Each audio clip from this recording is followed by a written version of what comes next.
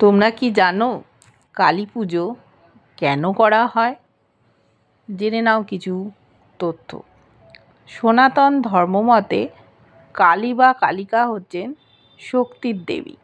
কাল শব্দটির অর্থ সময় হতে পারে, আবার এটা রঙও বোঝাতে পারে। কাল তথা কৃষ্ণবর্ণ এর অর্থ হতে পারে মৃত্যুবোধক। যেমন আমরা বলি কাল এসে গেছে, মৃত্যুর সময় সমাসন্ন, মহাকাল এসে গেছে। দেবীর নাম মহাকালীও বটে। কালীর নাম কাল না হয়ে কালী হলো এই কারণে যে শিবের অপর নাম কাল, যা অনন্ত সময়কাল বোধক। কালী হচ্ছে কালের স্ত্রীলিঙ্গ বোধক। মা কালী মা দুর্গা বা পার্বতীর সংহারী রূপ।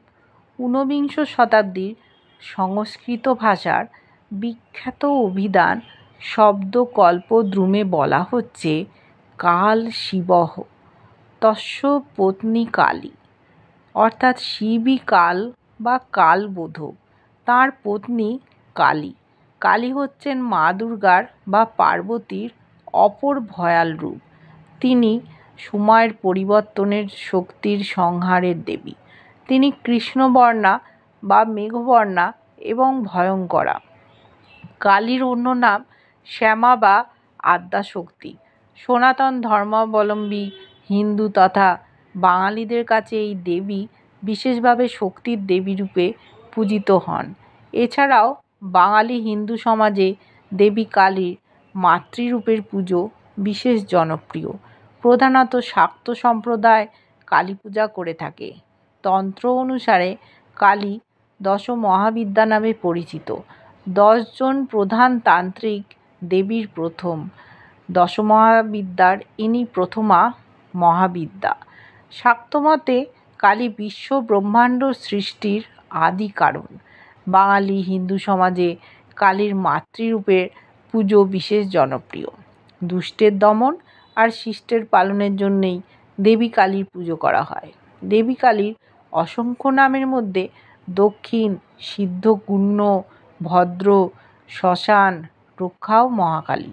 দেবী কালীর আবির্ভাব সম্পর্কে বলা হয়েছে যে দেবাসুরের যুদ্ধে পরাজিত দেবতাদের প্রার্থনায় আদ্যাশক্তি ভগবতী পার্বতীর দেহকোষ থেকে দেবী কৌশিকী আবির্ভূত হন। তখন ভগবতী দেবী কৃষ্ণবর্ণ ধারণ করেন বলে তাঁর নাম কালী বা কালিকা।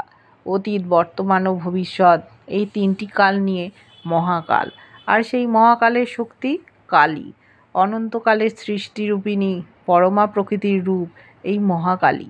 যারা সাধনা করে সিদ্ধিলাভ করতে চান এবং যারা তন্ত্র ও মন্ত্র ক্ষমতায় যারা বিশ্বাস করেন, যারা মানুষরূপী হয়েও ঐশ্বরিক ক্ষমতা অধিকারী হতে চান, তারা মা কালী পুজো অত্যন্ত ভক্তি সহকারে করে থাকেন। কালী পুজো বা শ্যামা পুজো হিন্দু দেবী কালীর পুজোকে কেন্দ্র করে অনুষ্ঠিত একটি হিন্দু উৎসব। প্রধানত বাঙালি হিন্দুদের মধ্যে এই উৎসব উপলক্ষে প্রবল উৎসাহ উদ্দীপনা লক্ষিত হয়। কার্তিক মাসের অমাবস্যা তিথিতে অনুষ্ঠিত সাংবৎসরিক দীপান্বিতা কালী পুজো বিশেষ জনপ্রিয়। এই দিন আলোকসজ্জা ও আতশবাজির উৎসবের মধ্য দিয়ে পুরো রাত ধরে কালী পুজো অনুষ্ঠিত হয়। উল্লেখ্য, দীপান্বিতা কালী পুজোর দিনটিতে ভারতের অন্যান্য জায়গায় দীপাবলি উৎসব পালিত হয়। সর্বভারতীয় ক্ষেত্রে এই দিন লক্ষ্মী পুজো অনুষ্ঠিত হলেও বাঙালি, অসমীয়া ও উড়িয়ারা এই দিন কালী পুজো করে থাকেন।